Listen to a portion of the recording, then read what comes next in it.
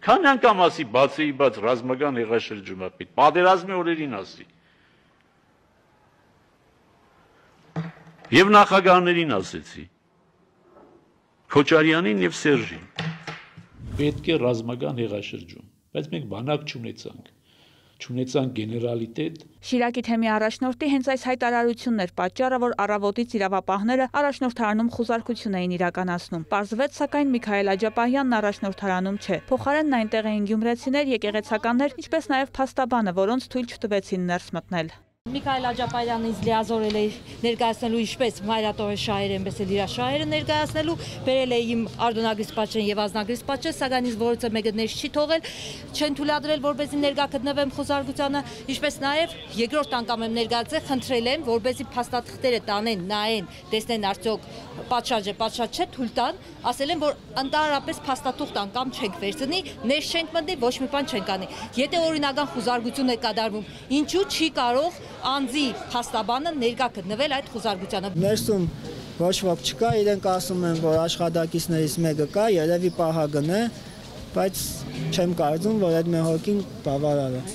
Մի հոգի պատահական աշխատող է եղել, այդ պահին այդտեղ է եղել, երևի հիմա ներսում է։ Փորձել եք ներս մտնել։ Ես փորձել եմ, չեն թողել, արգելել եմ ներս մտնել, ինչպես նաև պատգամավորներին ու մնացած ցանկացած մեկին։ Շատ չանցած հայտնի դարձավ Միքայել Աջապահյանը մայրաթորի տարածքում է բարձրաստիճան մյուս հոգևորականների ու Գարեգին Բ կաթողիկոսի հետ։ Տարածքում էին նաև ազգային անվտանգության ծառայության աշխատակիցները իրագործելու թեմի առաջնորդին ձերբակալելու եւ կալանքի միջնորդություն դատարան ուղարկելու որոշումը։ Շիրակի թեմի առաջնորդը մեղադրվում է իշխանությունը զավթելուն, տարածքային ամբողջականությունը խախտելուն, ինքնիշխանությունից հրաժարվելուն կամ սահմանադրական կարգը բռնի տապալելուն ուղղված հրապարակային կոչեր անելու համար։ Մեկ շաբաթ առաջ էր գլխավոր դատախազությունը տեղեկացրել քրեական վարույթ նախաձեռնելու մասին։ Վեհարանում պարզվեց գործողություններ իրականացնելն անհնար է։ Հոգևորականները Աջապահյանին թույլ չտվեցին ենթարկվել իրավապահների պահանջներին։ Իրավիճակը մայրաթոռում երկար ժամանակ լարված էր։ Վեհարանի մոտ քաշքշուկ սկսվեց տեղում հավաքված հոգևորականների եւ ուժայինների միջև։ Աջապահյանը վերադարձավ Վեհարան, իսկ ուժայինները դուրս եկան տարածքից։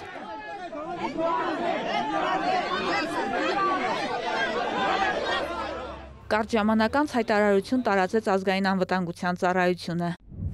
Մայրաթոր Սուրբ Էջմիածնի տարածքից Միքայել arczepiskopos Աչապահյանին Գևորգ Արտաշեսի Աչապահյան ձերբակալելու որոշումը իրականացնելու ընթացքում արձանագրվել է քաղաքացիների կուտակում։ Հայաստանի Հանրապետության ազգային անվտանգության ծառայությունը եւ ոստիկանությունը ելնելով անվտանգության նկատառումներից եւ կանխելով իրավիճակի հնարավոր եւ դիտավորյալ սրումը որոշում է կայացրել դուրս գալ Մայրաթորի տարածքից։ Ծառայությունը բոլոր քաղաքացիներին հորդորում է զերծ մնալ իրավիճակը լարելուց, չխոչընդոտել իրավապահ մարմինների օրինական որոշումների իրագործմանը։ Միքայել arczepiskopos Աչապահյանին կոչ են կանում չթաքնվել իրավապահ մարմիններից եւ ներկայանալ իրեն սպասող ազգային անվտանգության ծառայության օպերատիվ խմբին։ ԱԱԾ-ն շարունակում է իրականացնել օրենքով սահմանված իր գործառույթները, ապահովելով հանրային կարգի եւ անվտանգության պահպանումը։ Իրավապահ մարմինների օրինական գործողություններին խոչընդոտելու դեպքերը կարժանանան իրավական գնահատականի։ Շատ չանցած քննչական կոմիտեն հաղորդեց արդարադատության իրականացմանը խոչընդոտելու հատկանիշներով նախաձեռնվել է քրեական վարույթ։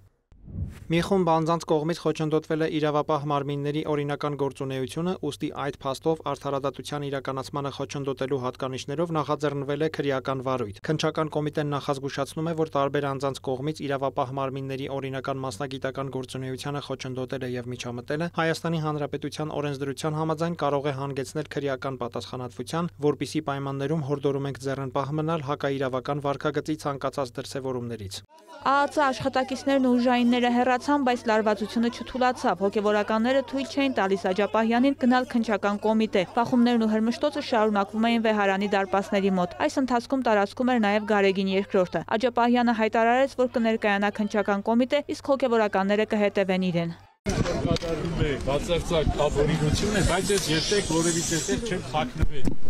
Եվ հիմա էլ չեմ պատրաստվում թաքնվելու։ Չեմ ուզում իմ եղբայրների թիկունքում թաքնված լինելու տպավորություն ստեղծել, ոչ էլ որևիցե մեկի հետևում չեմ թաքնվում։ Եկել են իմ հետևից, ես կգնամ։ Եվ առավել եւս կբարձրաձայնեմ, որ տեղի ունեցողը ապօրինություն է։ Ես սպառնալիք չեմ այս երկրի համար։ Սրբազանը հիմա գնալու է մեր փաստաբանի հետ։ Մենք գնանք Վեհարան, այնտեղ կհամախմբենք մեր քննարկումները կունենանք եւ եզրահանգումը կանանք մեր հետագա գործողությունների համար։ Միանշանակ է, որ մենք բոլորս ամենայն ջանքի գործ ենք դնելու, որպեսզի արդարությունը գործի մեր եկեղեցու, մեր եկեղեցականաց եւ մեր հոգեվորականների։ Շիրակի թեմի առաջնորդը վերադարձավ վեհարան իր զայրույթն արտահայտելով ու հաստատելով նախկինում արած իր հայտարարությունները։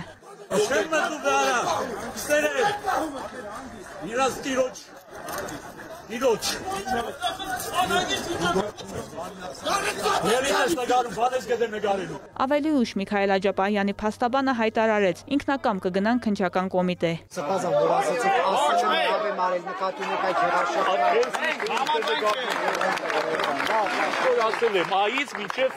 Հայտարարելով, որ ոտքով են գնալու Երևան, Միքայել Աջապահյանը հոգևորականների ուղեկցությամբ սկսեց երթը։ Որոշ ժամանակ անց նստեց մեքենա։ Ճանապարհին քաշքշուկ ու հրմշտոց տեղի ունեցավ նաև Աջապահյանին աջակցելու եկածների միջև։